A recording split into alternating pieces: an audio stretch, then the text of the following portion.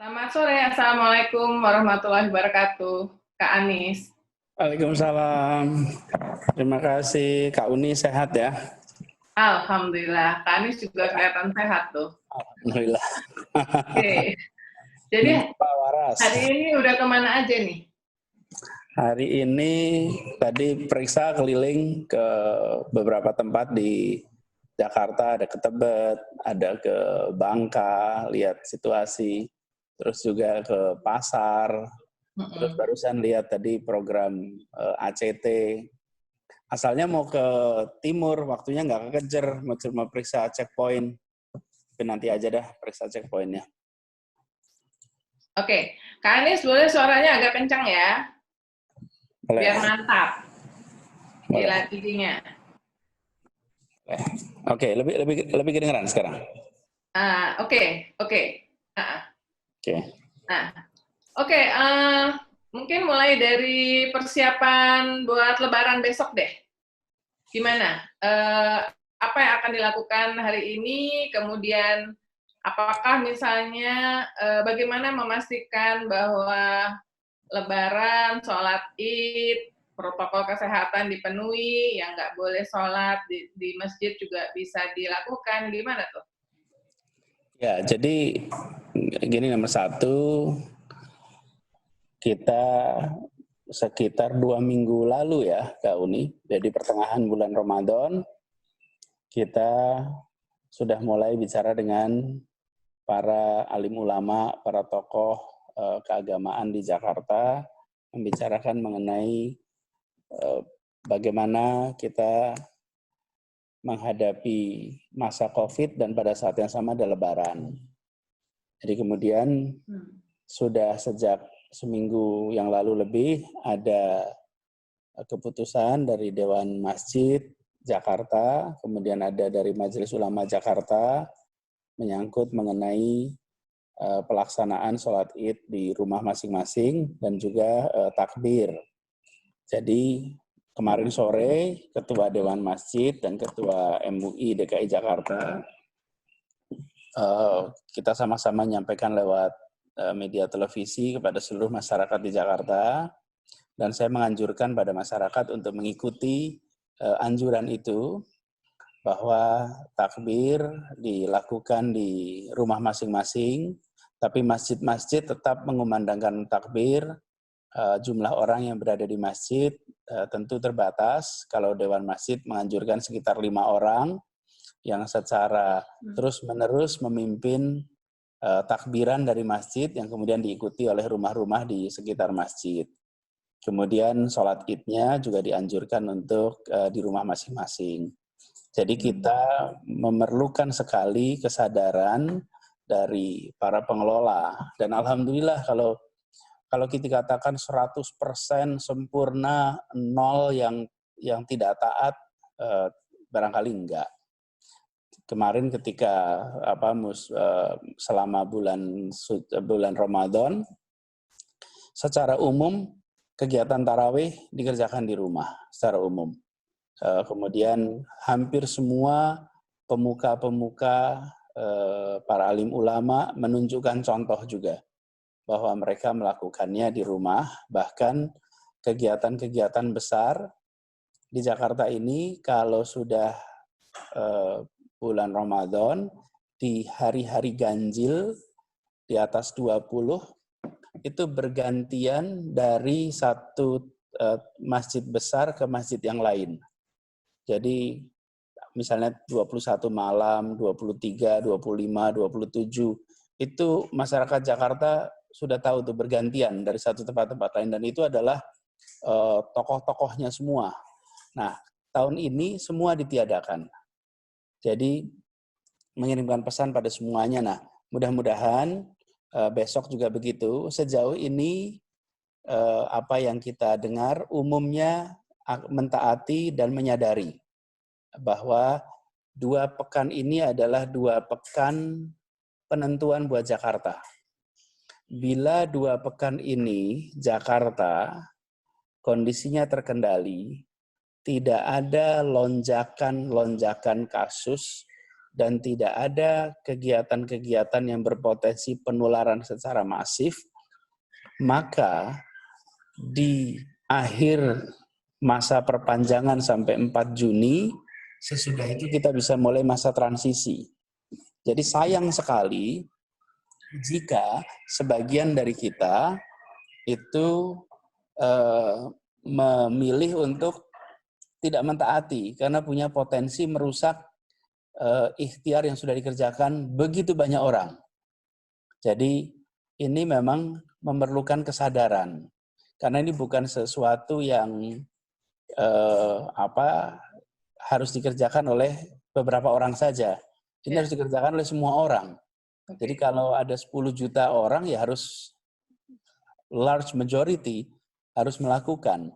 Jadi ini yang kita dorong. Nah, mudah-mudahan kita semuanya berharap agar 2 bulan masa ujian ini nanti di akhir Mei, awal Juni kita bisa lulus sehingga bisa mulai transisi ke babak baru. Oke. Data-datanya menunjukkan baik soalnya. Nah, masih tentang persiapan, berarti kayak misalnya besok dipastikan bahwa tidak ada satu masjid pun di wilayah DKI Jakarta yang akan melakukan salat Idul Fitri atau bagaimana? Ya, insya Allah sejauh ini begitu. Paling tidak, kalau kita bicara masjid-masjid yang utama, yang besar, yang itu hampir semuanya sama. Di Jakarta ini ada sekitar 3.500 masjid. Ada sekitar 5.500 musola.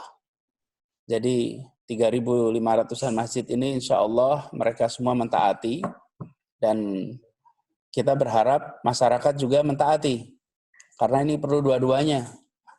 Ya takmirnya, ya juga masyarakatnya. Dan juga sebelum persiapannya Kak Uni. Tadi saya mampir ke pasar Cipete, saya lihat di situ dan memang sepi. Tapi ada juga pasar yang ramai.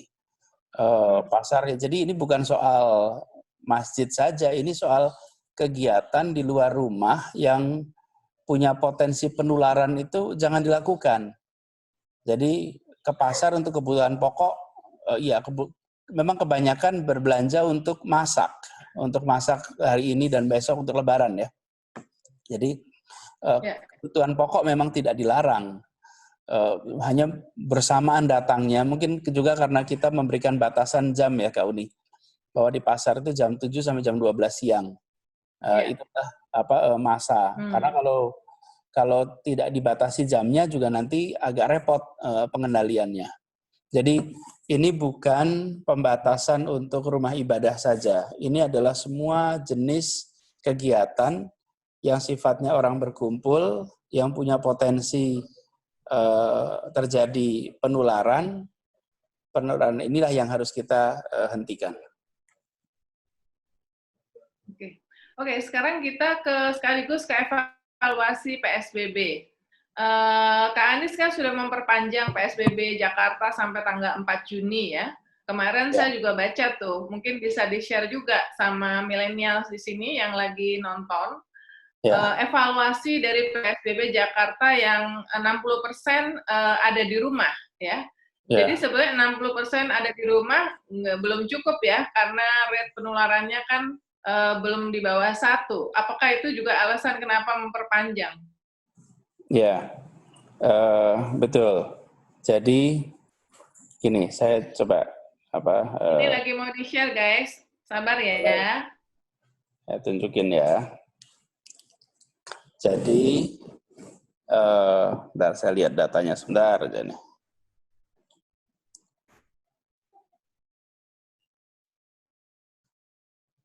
Ada banyak banget yang nanya nih, Pak Anies, Pasar Tanah Abang kapan boleh buka? Udah 3 bulan nggak nyari uang, kalau habis Lebaran nggak buka, udah pasrah.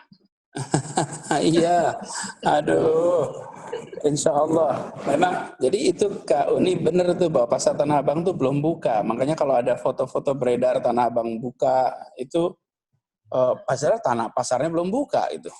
Nah, iya.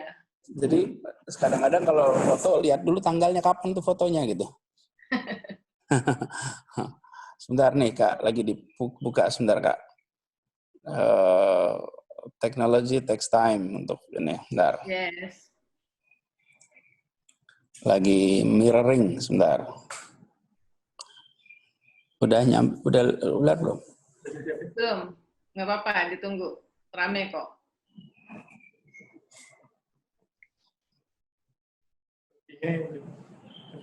Pak Anies, kenapa warga Jakarta bandel-bandel? Ayo, ini pertanyaan kepada diri sendiri kali ya. Iya tuh Kak, kadang-kadang kita sering lihat foto Kak, yang pada ngerekam foto sambil ngevideoin, lihat nih orang-orang pada jalan-jalan, orang-orang pada pergi-pergi. Padahal yang ngerekam sama yang direkam sama-sama pada pergi di luar tuh. Kita itu kadang-kadang lihatnya pelanggaran orang lain gitu, lupa sama pelanggaran kita gitu. Oke, ini... Nah, udah kelihatan nggak? Kelihatan. Nah, ini. Jadi, ini yang terjadi di Jakarta. Kita itu mulai melaksanakan kampanye. Kita belum punya, kita buat seruan Kak, untuk melakukan kerja di rumah, penutupan sekolah. Itu semua kita kerjakan di Maret sini nih. Ini masa kita mulai ngerjain. Yeah. Sebelum PSBB. Ini sekolah ditutup. Kemudian tempat-tempat umum ditutup. Itu semua kita kerjakan di fase ini. 16 Maret kira-kira itu ya? Persis 16 Maret. Bareng sama kita work from home nih. Persis. Jadi betul, tanggal itu memang kita membuat seruan untuk bekerja di rumah. Kemudian juga sekolah udah mulai kita tutup, taman ditutup, Ancol tutup, semuanya itu tutup mulai tanggal ini. Dan apa yang terjadi? Ternyata masyarakat Jakarta itu kemudian memang berada di rumah. Ini angkanya di gambarnya nunjukin bahwa hampir 60%. Iya. Nah, apa yang menarik, data ini diambil dari Google. Bahwa dilihatnya dari HP. HP kita itu kan nempel sama kita. Dan ternyata 60% warga Jakarta itu berada di rumah. Ini adalah apresiasi. Karena gini Kak, di beberapa tempat lain saja, itu mereka, seperti di Selandia Baru, itu mereka bisa mencapai 80-an%. Padahal penduduk di sana sekitar 5 juta lebih. Nah, Indonesia ini, Jakarta ini 10 juta orang, dengan kepadatan penduduk seperti ini, saya ingin sampaikan apresiasi kepada teman-teman yang memilih berada di rumah yang 60%. Karena inilah yang membuat kita merasakan dampaknya sekarang. Lalu apalagi yang menarik? Yang menarik Kak, MRT misalnya. MRT itu penumpangnya tinggal 5% Kak. Lalu Transjakarta itu penumpangnya 10-12%. Jadi warga kita tuh berkurang sekali. Lalu jalan raya, kendaraan umum, ini bukan kendaraan umum, kendaraan di jalan ya, itu tinggal 45%. Jadi artinya terjadi penurunan yang luar biasa. Meskipun ada foto, kalau foto ini kan potret kejadian satu tempat di waktu tertentu ya Kak ya. Jadi foto ini rame, di sana rame. Saya kadang-kadang merasa khawatir. Kita ini terlalu suka memangkas percaya diri kita sendiri dengan menampilkan selalu sisi-sisi yang membuat kita merasa gagal, kita merasa jelek, kita merasa buruk, kita merasa rendah gitu. Tapi sisi lain, ini bayangkan 60% orang di Jakarta mau tinggal di rumah, MRT tinggal 5%, TJ tinggal 10%, kendaraan masih ada 45%. Kalau kita bandingkan dengan ideal, ya kita selalu gagal. Kalau kita bandingkan dengan kesempurnaan, bangsa ini gagal terus. Tapi kalau kita bandingkan dengan tempat-tempat lain, ini not bad kok gitu. Saya mau sampaikan terima kasih kepada 60% warga yang milih berada di rumah. Pada 55% yang memilih untuk berada di rumah kendaraannya. Bahkan nggak naik kendaraan umum. Artinya sempurna tidaklah. Masa sempurna? Kalau 60% itu tentu tidak sempurna dong. Tapi 60% itu kan berarti kalau penduduk Jakarta 10 juta, 60% itu berarti 6 juta. Berarti 4 juta masih belum tercover sama data ini? Either nggak bawa handphone, sehingga nggak terlacak, atau mungkin yang di ini, yang di, kalau ini catatannya ada di kayak di gang-gang, kayak di dekat rumah saya deh, di perbatasan Jakarta Timur, itu penuh terus tiap hari. Ya, itu pasti ada, Kak. Tapi saya sampaikan gini, kalau saja masyarakat di Jakarta ini tidak ada pengurangan sama sekali atau sedikit, ya kita nggak mungkin melihat data seperti sekarang. Ini data ini, yang ini mau saya tunjukin ini adalah satu gambaran bahwa ini hanya terjadi ya karena kita kerjain serius. Ini Kak ya, lihat data ini nih Kak. Iya. Ini di sini ada yang disebut dengan reproduction number, R nih. R itu ada R naught, ada RT. RT itu time, R naught itu adalah reproduction number di saat awal pengukuran. Nah, di Jakarta itu angkanya sekitar 4, Kak. Kapan? Maret. Lalu sekarang, atau sesudah itu kita lakukan pembatasan ini, penutupan sekolah dan lain-lain di bulan Maret nih. Apa yang terjadi? Lalu dia mengalami penurunan nih. Bahkan penurunannya sudah terjadi sebelum PSBB. PSBB-nya baru di sini nih baru ada PSBB. 10 April ya? 10 April. Kemudian habis itu kita perpanjang PSBB-nya di tanggal 23 April. Tahap kedua, ini sudah posisinya udah lebih landai. Awalnya kita di posisi 4, sekarang kita sudah di posisi 1,1. R itu artinya apa? Jadi ini saya gambarin R ini. Bahwa reproduction number itu adalah tingkat penularan. Jadi, jika R itu 4, artinya satu orang berpotensi menularkan pada 4 orang. Jika R-nya 3, satu orang menularkan pada 3 orang. Jika R-nya itu 1, artinya satu orang menularkan pada 1 orang. Jika R-nya di bawah 1, artinya potensi penularan sudah hampir tidak ada. Nah, di sini kata kuncinya nih. R-nya di atas 1 sama di bawah 1. Kalau R-nya itu di atas 1, maka wabah akan bisa terus bertambah. Tapi bila R-nya di bawah 1, maka wabah akan berkurang. Nah, kami di Jakarta bekerja menggunakan data-data ini untuk memutuskan langkah-langkah. Jadi kita lihat nih Kak, di dalam 1 bulan terakhir nih Kak, dari tanggal 4 Mei sampai tanggal 17 Mei, itu besaran R-nya itu mengalami pergerakan bahwa berkisar antara 1,08 sampai 1,11. Nah, kami melihat dari angka ini bahwa kita sudah mengalami stabilisasi sekitar 2 minggu terakhir, 3 minggu terakhir. Di sekitar angka 1. Idealnya memang turun ke bawah sampai bisa di bawah 1. Nah, sekarang mulai 22 Mei sampai dengan 4 Juni ini fase penentuan, Kak. Apakah ini naik, apakah ini turun. Nah, disitulah sebabnya mengapa soal Lebaran ini menjadi penting. Karena musim Lebaran itu terjadinya di sini nih. Nah, kalau pada saat Lebaran ini kita pada bepergian, pada ketemuan, maka potensi penularan tinggi, Kak. Dan ini artinya, kenapa potensi penularan tinggi? Karena kita tahu dalam kasus COVID ini, misalnya 100% orang yang terpapar, itu 80% orang tanpa gejala.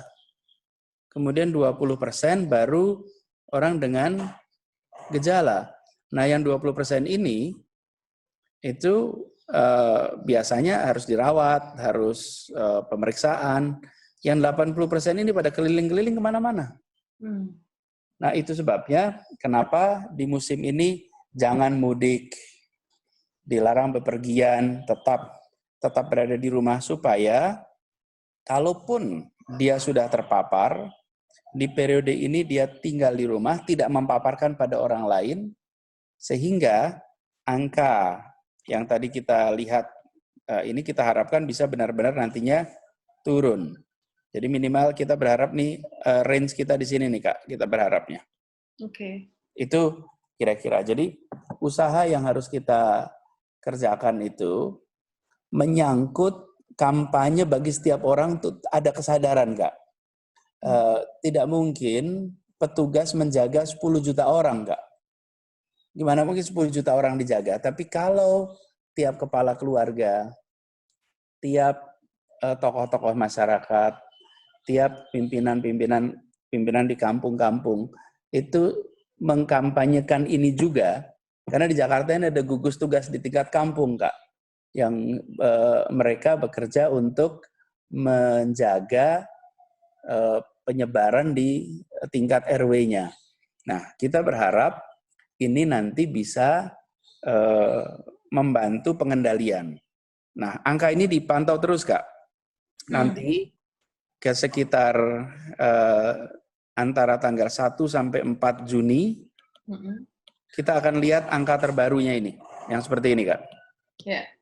Kalau angka ini ternyata bergerak naik, ya terpaksa kita perpanjang lagi Kak. Tapi kalau angka ini stabil, bahkan angka ini turun, maka insya Allah mulai tanggal 5, kita sudah bisa mulai transisi dalam fase normal baru, kira-kira gitu. Ya. Nah, sebetulnya kan kayak perusahaan-perusahaan, karena saya juga nulis, banyak perusahaan sudah diberikan sanksi ya, yang tidak memenuhi aturan PSBB. Tapi warga terus terang belum melihat sanksi itu dikenakan misalnya sebagai bentuk efek jera ya, kepada warga yang melanggar. Misalnya, yang paling besar tuh yang rame, waktu pada ngumpul di McDonald, di Tamrin. Sebetulnya sampai ratusan yang ngumpul itu kan mulainya bertahap ya, dari 5 orang, 10 orang, sudah bisa dimonitor. Kenapa itu nggak tidak dibubarkan sejak awal ya, Kak? Ya, kelihatannya di situ ada, kalau di lapangannya ya, laporannya ada perbedaan versi, Kak. Tapi faktanya itu udah kejadian. Ya. Yeah. Faktanya kejadian. Lalu apa yang dilakukan? Ya harus diberi sanksi. Mereka yang bekerja di situ dan pihak McDonald-nya diproses. Ada berita acaranya, terus mereka kena dendanya 10 juta. Banyak memang yang menyuarakan kenapa dendanya cuma 10 juta. Ya memang kalau kita bicara tentang penegakan hukum, itu kan tujuannya untuk menerapkan aturan hukum ya, bukan memuaskan perasaan ya. Kalau ada pencuri gitu kan, kalau muasin perasaan kan dipukulin gitu rame-rame gitu, itu muasin perasaan. Tapi kalau aturan hukum, ya pakai aturan tertibnya berapa. Nah, dendanya memang di Jakarta untuk kegiatan restoran, pengumpulan orang itu maksimal 10 juta. Jadi itu dikenakan. Kalau untuk warga kan 250 juta, 250.000 ya. Itu belum ada sama sekali yang ketahuan atau terjaring gitu. Padahal misalnya saya tinggal di daerah Jakarta Timur, di pinggiran itu banyak sekali kalau sore-sore itu yang nggak pakai masker. Tapi memang penegakan itu cuma kelihatan kayaknya di jalan-jalan protokol gitu loh, Kak. Kalau yang di jalan-jalan yang di gang-gang, di perumahan itu kurang tuh. Jadi kita cuma bisa negur. Ya, gini. Jadi tentang masker, Kak, betul. Aturan itu memang mengatakan bahwa mereka harus bisa kerja sosial, kemudian bisa didenda sampai 250.000. Nah, tapi saya mengatakan pada seluruh jajaran tidak memberikan denda dulu sekarang. Sampai pembagian masker secara gratis selesai. Oh, oke. Belum selesai? Belum selesai. Jadi kita pembagian masker itu sudah sampai 17 juta 90.412. Jadi baru udah 17 juta sampai tanggal 20 Mei. Nanti sesudah masker gratis itu terbagi 20 juta, targetnya itu akhir bulan, tapi kelihatannya hari ini mungkin udah selesai nih pembagian masker, baru kita terapkan aturan denda. Okay. Jadi kalau sekarang ada orang yang nggak pakai, tidak didenda, tapi diberi masker. Okay. Jadi memang tujuannya kan bukan untuk menghukum ya, tujuannya itu mengubah perilaku. Yeah. Jadi karena kita ini fase edukasi tentang pentingnya masker. Mungkin ingat nggak Kak, dulu tahun awal 90-an ketika ada demo masif sekali menolak undang-undang lalu lintas. Yeah. Waktu itu pada nolak pakai helm Kak. Yeah. Waktu itu kan pemerintah mengharuskan kita menggunakan helm ya. Yeah. Dan kemudian rakyat rame-rame menolak tuh. Sampai undang-undangnya diundur kalau nggak salah pelaksanaannya. Yeah. Pada tahun 90-an ke belakang, pakai helm itu nggak normal. Tapi sesudah 90-an ke sini, normal barunya naik motor ya pakai helm. Jadi, saya harus mengatakan di sini bahwa sekarang ini kita memasuki fase normal baru yang harus menggunakan masker. Tapi ini perlu proses penumbuhan kesadaran. Kami juga menyiapkan infrastrukturnya. Jadi sekarang Kak, kami bagikan 20 juta masker ke warga, lalu di setiap kelurahan itu disiapkan masker. Siapapun bisa datang ke kelurahan, ambil masker secara gratis. Kantor-kantor kita juga diminta untuk menyiapkan stok masker gratis. Intinya adalah membuat tidak ada yang kesulitan punya masker gitu kira-kiranya. Nah, sesudah itulah baru kita nanti berikan denda. Okay. Kalau untuk sanksi yang lain, kerja sosial bersih-bersih itu udah dilaksanakan. Cuman yang denda yang saya minta untuk ditahan sampai pembagian itu selesai. Oke. Okay.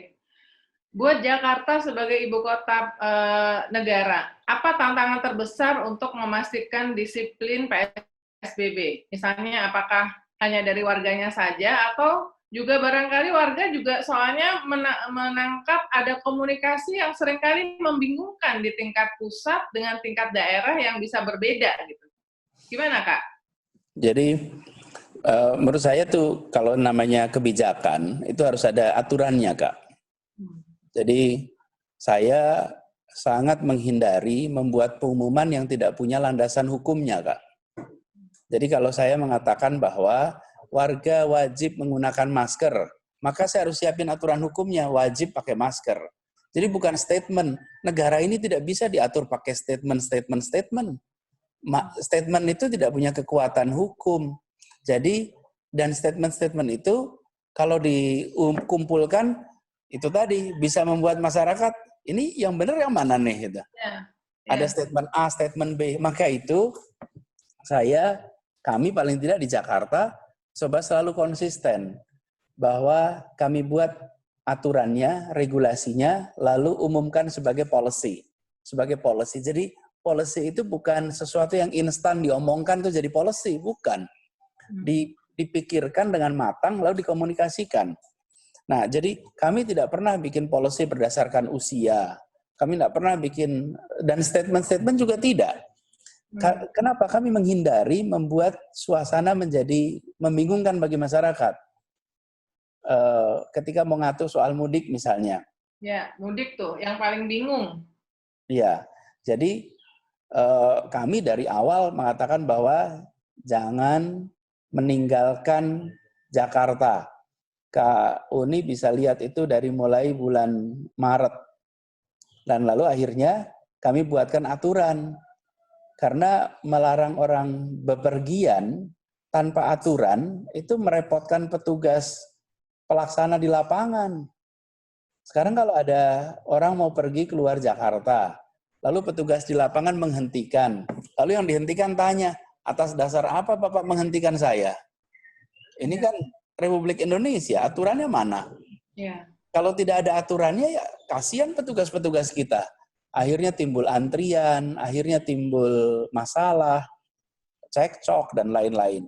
Nah, kami buatkan aturannya supaya bagi warga tahu persis polisinya apa sih, baca aturannya. Ini negara hukum yang diatur dengan cara yang modern, lihat aturan. Itulah cara ngelola secara modern. Lalu penegak hukum juga di lapangan mudah. Dia tinggal melihat aja tata aturannya. Aturannya mengatakan untuk meninggalkan Jakarta harus memiliki surat izin. Untuk masuk Jakarta harus pakai surat izin. Kalau tidak ada surat izin, menegakkannya pun mudah. Jadi tentang policy dan lain-lain, ini juga koreksi bagi kita yang di pemerintahan, Kak Uni. Bahwa kita yang di pemerintahan itu jangan gampang menyampaikan ide, gagasan sebelum dimatangkan jadi kebijakan. Karena kemudian ide-ide sporadis itu bisa nampak tidak konsisten satu sama lain. Jadi ini bagian rekoreksi kepada kita semua yang berada di pemerintahan. Dan masyarakat kemudian nanti bertanya, ini yang betul yang mana kemudian? Karena itulah saya rasa bagi kita yang di pemerintahan, biasakan menyusun policy secara matang, dibuatkan dalam bentuk aturan, karena memang kita ini penyelenggara negara ya pakai aturan. Kemudian bagi publik pun, kalau mau tanya polisinya yang mana, tinggal ditunjukkan, ini aturannya nih, soal mudik, aturan nomor sekian, ini kalimatnya, ini isinya. Jadi sama-sama enak untuk semuanya, gitu Kak. Oke. Nah, saya ingin tahu sebetulnya komunikasi dari kepala daerah termasuk Gubernur Jakarta dengan gugus tugas ya, gugus tugas percepatan COVID-19 dengan Bang Doni Monardo, karena setiap kali mestinya kan semua aturan-aturan baik di tingkat pusat maupun di daerah mestinya dikomunikasikan atau dikoordinasikan. Nah, apakah itu dilakukan? Oh iya, komunikasi terus dengan Pak Ketua dan Pak Doni. Bisa dibilang anytime kita bisa komunikasi. Jadi kita reguler, bahkan dari BNPB itu punya LO khusus untuk tiap wilayah. Jadi seperti Jakarta, itu ada satu orang yang ditugaskan dari BNPB untuk berada di DKI untuk bisa menjadi jembatan apapun yang kita kerjakan terinformasikan ke sana. Dan apapun yang dibuat oleh BNPB terinformasikan ke kita. Jadi ada satu orang khusus yang ditugaskan untuk menjadi LO di kita. Di kita adalah seorang mayor jenderal yang ditugaskan untuk menjadi LO dengan DKI. Jadi kebutuhan kita, kebijakan kita, langkah kita itu terkomunikasikan terus. Jadi ketika kita memutuskan untuk memperpanjang misalnya, ya kita komunikasi juga dengan Pak Doni dan Vicon itu rutin dengan beliau. Jadi tadi malam kita lakukan. Sehari itu kadang-kadang kayak kemarin itu 2 kali sehari komunikasi lewat video conference. Jadi komunikasi intensif dan alhamdulillah dukungan dari gugus tugas nasional kepada kita sangat besar. Kita merasa bersyukur sekali. Apa-apa saja yang menjadi kebutuhan kita selalu direspon cepat oleh Pak Doni dan tim. Bagaimana dengan pemerintah pusat? Karena kan sebetulnya Jakarta ini barometer. Kalau Indonesia saat ini dianggap misalnya sebagai salah satu negara dengan jumlah tes per 1.000 penduduk yang kecil, ya kan? Kemudian semua yang terjadi di Jakarta, termasuk kumpul-kumpul, McDonald, PSBB, tapi ada kerumunan, kemudian di banyak tempat itu orang melihatnya tuh jendelanya Indonesia itu adalah Jakarta. Nah, Anda tuh merasa dapat dukungan, dapat support nggak dari pemerintah pusat dalam menjalankan disiplin PSBB? Ya, jadi sebetulnya kalau dari sisi support ya, supportnya itu semuanya pemerintah pusat lewat gugus tugas. Karena memang kegiatan terkait COVID itu sudah dikoordinasikan oleh gugus tugas. Dan seperti saya katakan tadi, apapun yang menjadi kebutuhan kita selalu didukung oleh gugus tugas. Dan itulah pemerintah pusat. Saya gugus tugas di tingkat DKI. Lalu Pak Doni gugus tugas di tingkat nasional. Kan adanya gugus tugas itu supaya pemerintah daerah tidak perlu berurusan dengan begitu banyak kementerian. Nanti sama Kementerian Kesehatan, sama Kementerian Perhubungan, dengan Kementerian Sosial, justru adanya gugus tugas itu untuk mengkonsolidasi itu. One stop ya? Iya, kalau tidak ada itu, betapa repotnya nanti setiap kepala daerah berurusan dengan berbagai kementerian. Yeah. Jadi sekarang dengan dikonsolidasi di gugus tugas itu jalan, dan Bapak Presiden mengadakan rapat khusus soal COVID ini setiap hari Senin pagi. Dan di situ gubernur ikut? Iya, jadi ada masa di mana gubernur ikut, ada Senin gubernur tidak ikut, tapi hampir selalu gubernur ikut. Okay. Terutama gubernur yang di Jawa ya. Di Jawa itu hampir selalu ikut. Jadi kadang-kadang keramaian di sosmed itu tidak mencerminkan apa yang sesungguhnya terjadi hubungan antara kami di provinsi dengan pemerintah pusat. Padahal komunikasi, diskusi jalan terus, cuman selalu saja kan keramaian-keramaian itu ada. Jadi menurut saya malah sesungguhnya yang dibutuhkan sekarang itu adalah keramaian untuk saling mendukung. Yeah. Bukan keramaian untuk merenggangkan, tapi keramaian untuk memperkuat satu sama lain. Karena virusnya kan nggak kenal apapun ya, kecuali nggak kenal pusat, nggak kenal daerah. Iya. Oke. Sekarang soal infrastruktur kesehatan, karena banyak pertanyaan ya. Soal insentif buat nakes, kesiapan dari rumah sakit yang di Jakarta sekarang seperti apa, kesiapan untuk melakukan tes PCR setiap hari, itu seperti apa? Ya, jadi gini, ini ya Kak Uni, ini yang saya ingin sampaikan kepada semua Kak Uni, bahwa kami di Jakarta dari mulai awal ketika kasus ini ada, itu pendekatannya mengandalkan kepada science.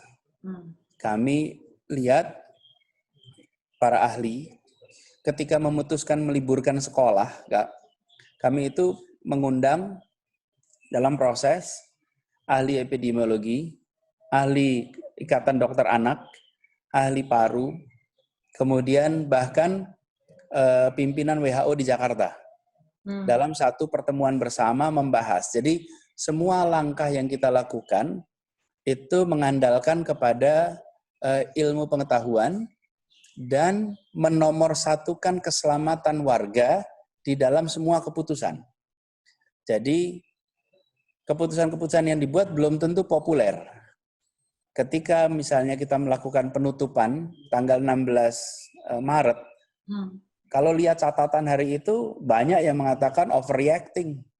Ketika saya mengatakan bahwa kita berada di situasi yang genting, banyak yang mengatakan itu overreacting.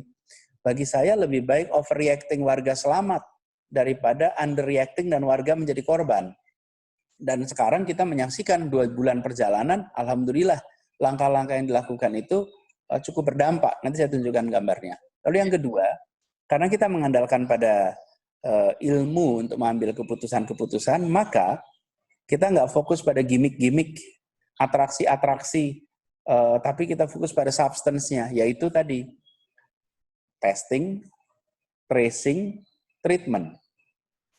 Nah, apa yang terjadi ketika sampai pada testing, tracing, treatment? Saya beri contoh ya. Di Jakarta ini, pada awal Maret, kapasitas kita untuk melakukan testing itu kira-kira 100-120-an sampel.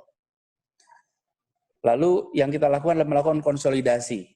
Kita bangun lab tambahan, kemudian kita konsolidasi semua lab yang ada di Jakarta. Sekarang kemampuan kita menjadi 3.158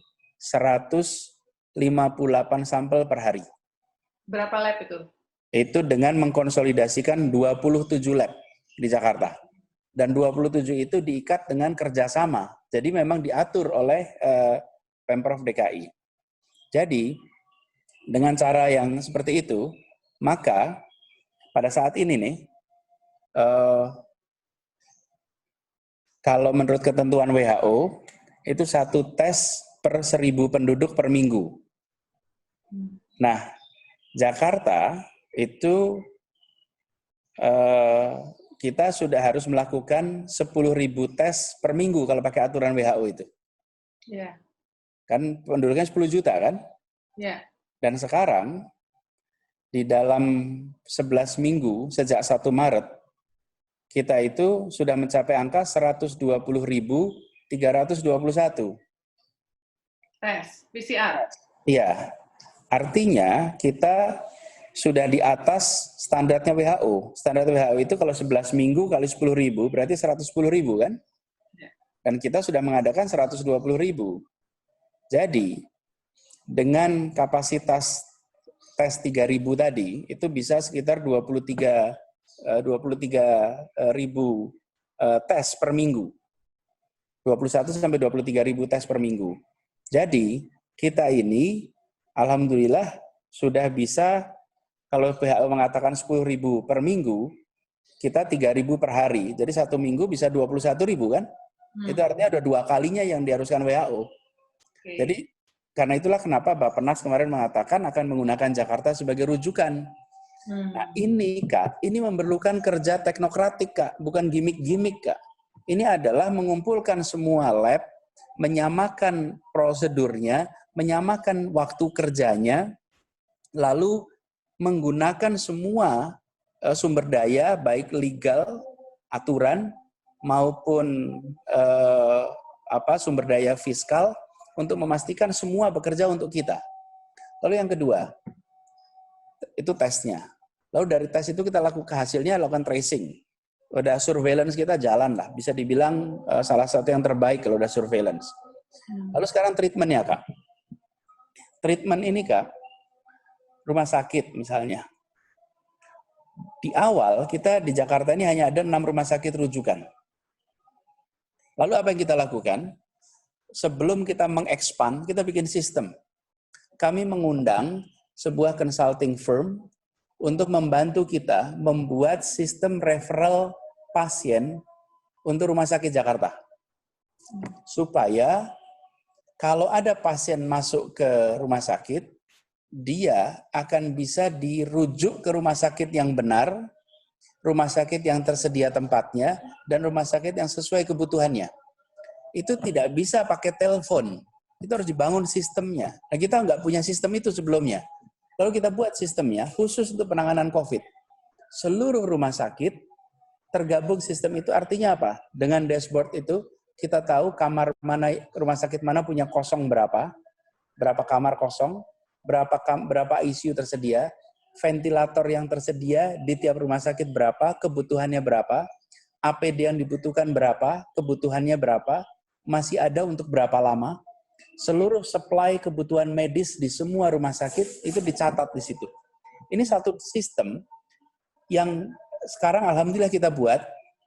Jadi karena itu alhamdulillah kita tidak banyak dengar cerita orang-orang yang terlantar di rumah sakit karena COVID. Kenapa? Karena ada sistem yang mengelolanya.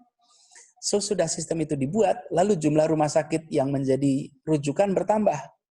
Semula 6, 8, 13, dan sekarang kita ada 67 rumah sakit yang menjadi rujukan COVID di Jakarta. Oke. Nah, kapasitasnya berubah juga. Di awal ya, Kak, di awal itu kita cuma punya sekitar 100-an, 90 sampai 100-an ICU yang khusus untuk COVID. Kenapa ICU itu harus khusus COVID? Karena tidak bisa satu tempat tidur dipakai untuk COVID, sebelahnya tidak COVID. Ya. Kalau dipakai COVID, ya artinya harus dipakai semuanya. Ini yang membedakan dengan demam berdarah dan lain-lain ya. Benar-benar harus isolasi. Apa yang terjadi? Dan ini pemenuhan negatif pressure dan lain-lain. Apa yang terjadi? Kemudian kita sekarang ini alhamdulillah memiliki 1.200 ICU yang siap untuk COVID, dedicated for COVID. Oke. Dan dari 1.200-an itu yang terpakai baru 900-an. Oke. Jadi sekarang berarti dari 1.200 baru terpakai 900. Jadi udah nggak kewalahan lagi seperti di awal-awal ya. Dan itu pun 900-an itu ketika awal April ya. Pertengahan April sampai akhir April. Sesudah itu udah mulai turun. Oke. Artinya Kak, menghadapi COVID ini itu beda dengan kalau bicara tentang bencana gempa, lalu bencana yang sifatnya temporer, kita kerjakan apa yang harus dilakukan itu sudah sering orang lihat. Kalau ini kita harus merujuk pada ahlinya, dan penyiapan fasilitas rumah sakit itu kerja belakang layar yang tidak terlihat.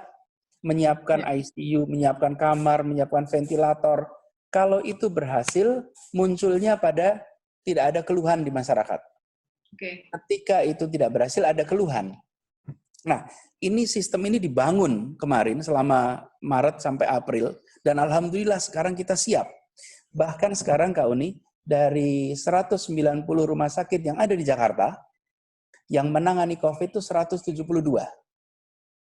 Jadi banyak rumah sakit yang sudah menangani juga walaupun bukan rumah sakit rujukan. Karena yang rujukan itu 67. Ini menunjukkan healthcare system antisipasi siap. Jadi 3 tadi, testing, tracing, treatment. Ketika ini dikerjakan dengan benar, insya Allah kita akan bisa menghadapi masa pandemi ini dengan baik. Nah, ini yang krusial. Para orang kan kita bilang kita harus mendengarkan epidemiologis, ya, scientist. Mereka memperkirakan, misalnya Pak Pandu Riono memperkirakan Juni itu akan justru naik, bisa jadi second wave, karena termasuk dari yang balik dari mudik nih, Kak Anies. Tekanan untuk Jakarta. Nah, ini bagaimana nih persiapannya, termasuk tekanan terhadap tadi itu infrastruktur kesehatan, kemudian bagaimana memastikan bahwa ketika mereka yang kembali itu tidak malah membawa gelombang yang kedua? Ya itulah sebabnya kenapa kita harus jaga Jakarta, Kak. Dan saya mengajak kepada semuanya, yuk ambil tanggung jawab dong. Bahwa kalau terjadi gelombang baru itu kita semua yang nanti akan merasakan penderitaannya. Kak, boleh nggak saya tunjukin slide lagi, Kak? Boleh, boleh.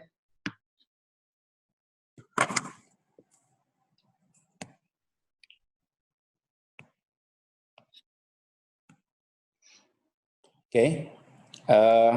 Masih buffering. It's okay. Ya. Udah kelihatan? Udah. Oke. Ini, Kak. Udah. Ini adalah gambar yang dibuat oleh tim Fakultas Kesehatan Masyarakat UI, dipimpin oleh Mas Pandu, Pak Dr. Pandu ini. Ini terlihat nih, Jakarta, ini Jabodetabek nih ya. Kurva yang biru ini adalah angka yang kita sudah mulai penurunan nih. Jakarta sudah menyaksikan kan kita penurunan di sini nih. Oke. Tapi bila ada mudik, maka akan muncul potensi penaikan di sini nih. Jadi yang seharusnya kita udah landai jadi naik kalau ada mudik. Dan itu artinya pertambahan kasus, Kak. Pertambahan kasusnya ini saya tunjukin kasusnya nih. Ini dia nih.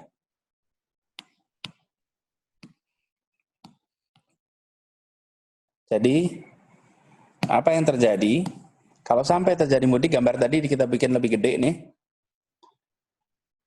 Ini adalah, kita udah jalan lagi turun nih, lagi melandai Jakarta. Terus tahu-tahu ada mudik, lompat nih gambarnya ke atas ini nih. Yang ini nih. Apa yang terjadi? Dari kita 500-an orang per hari yang dirawat, bisa lompat menjadi 1.200 orang per hari. Oke.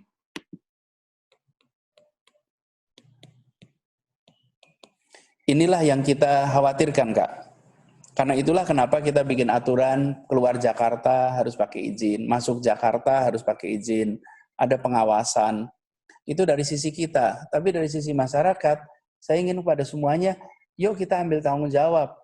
Ketika kita memilih mudik, itu kadang-kadang mengasumsikan bukan saya yang bakal kena, bukan saya yang bakal ketular. Seakan-akan yang akan ketular orang lain gitu. Belum, inilah bahayanya. 80% itu tidak ada gejalanya.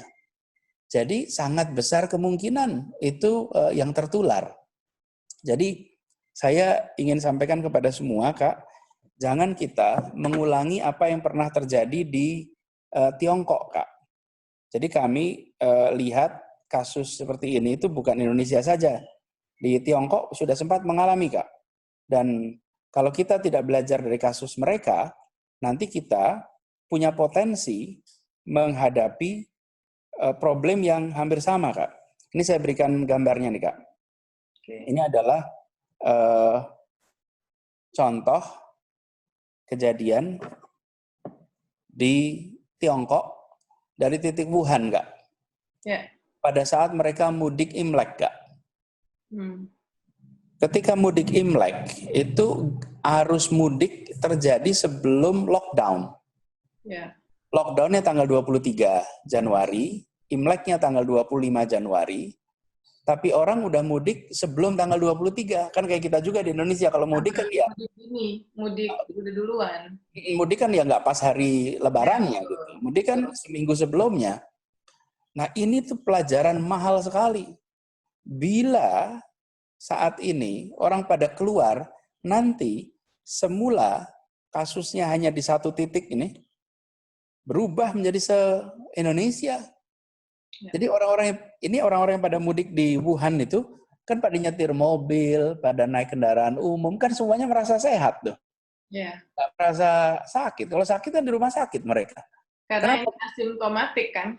Asimptomatik. Itulah sebabnya saya minta kepada semuanya, pandemi ini terjadi 100 tahun sekali. Mudik 1 tahun sekali.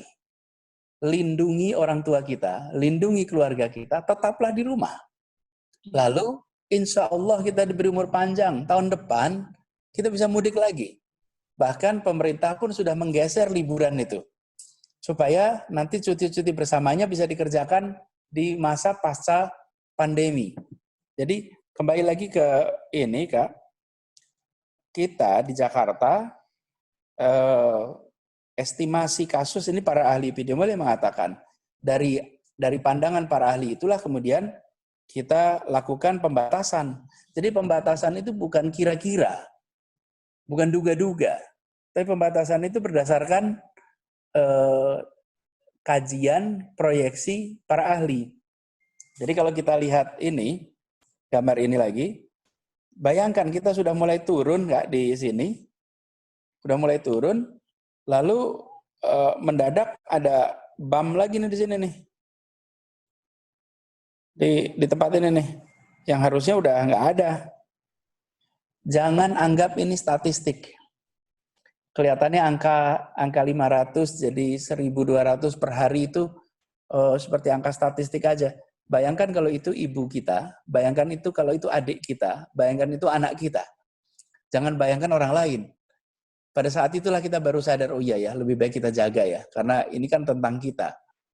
Itu Kak Uni yang kita coba kerjakan. Terakhir, soal ini masuk sekolah nih. Ya. Jadi kan tahun ajaran baru Juli, ya.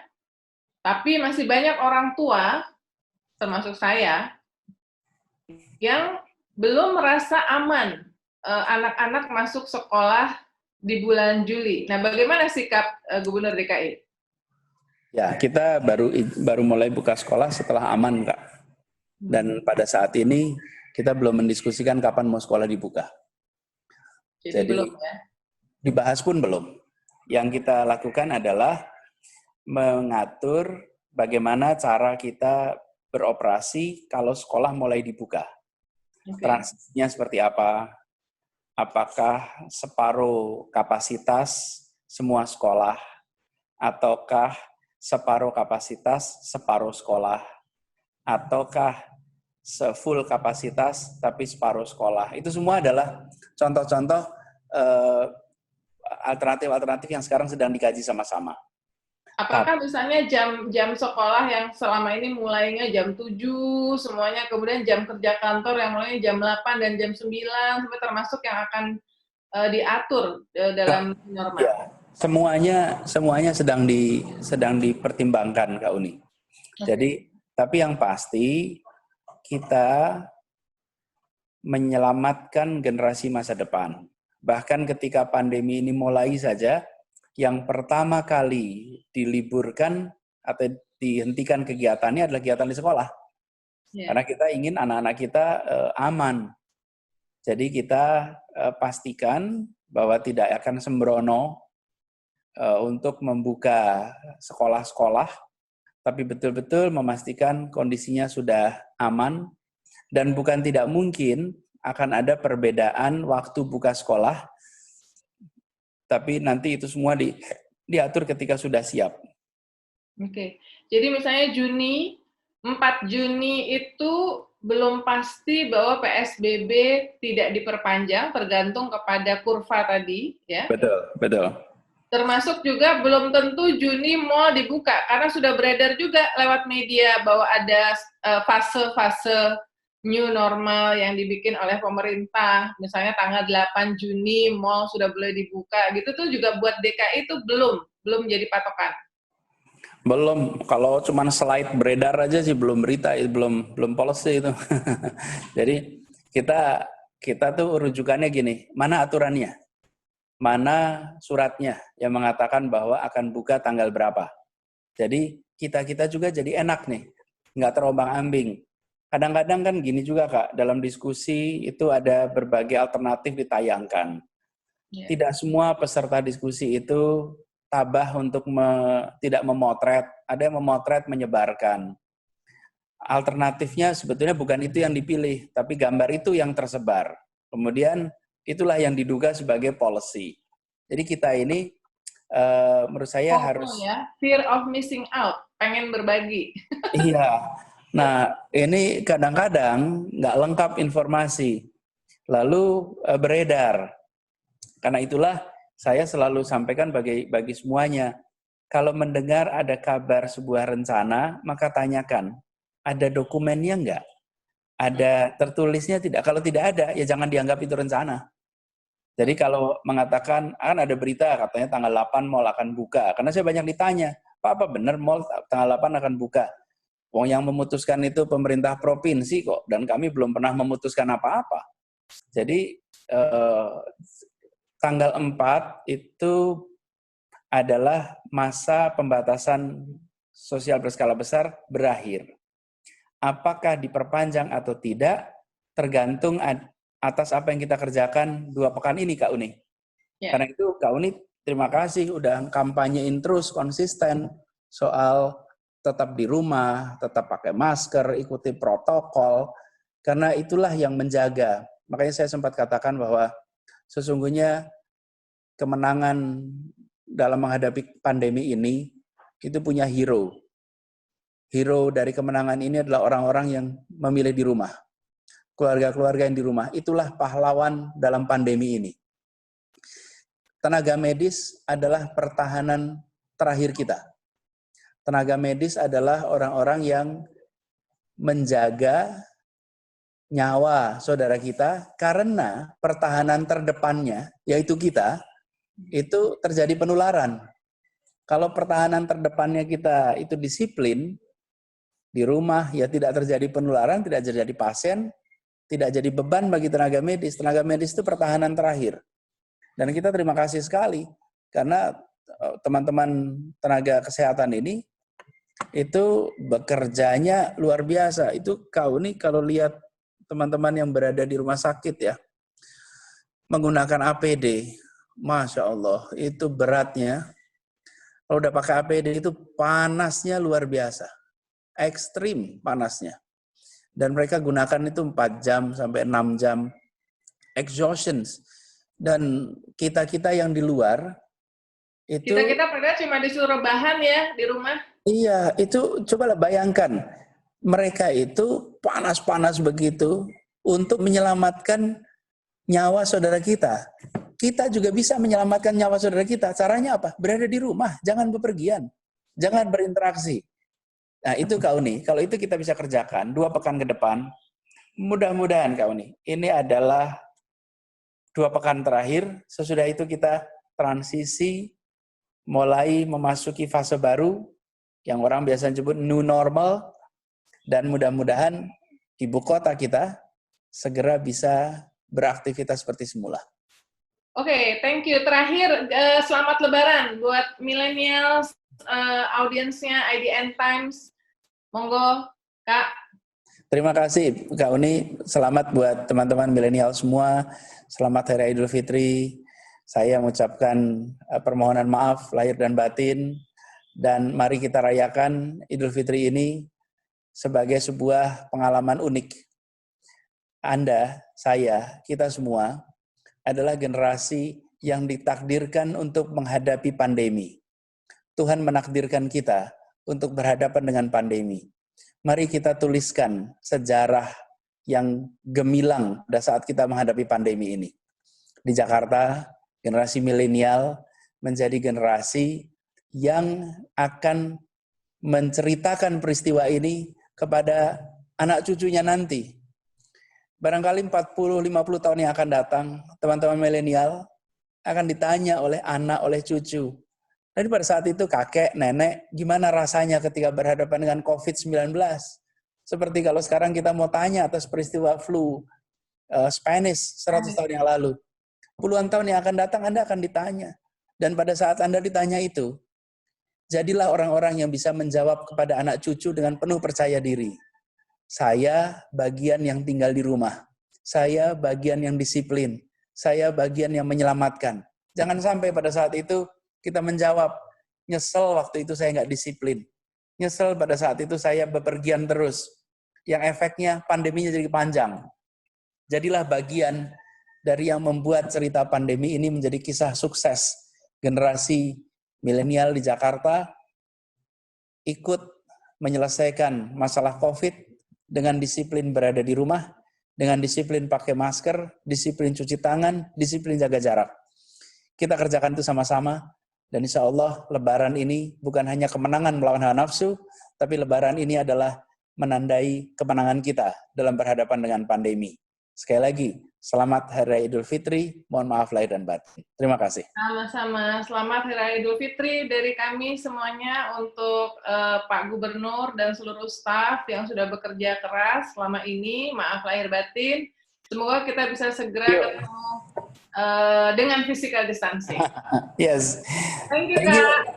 Kak Uni, makasih banyak. Take care. Thank you. Yeah.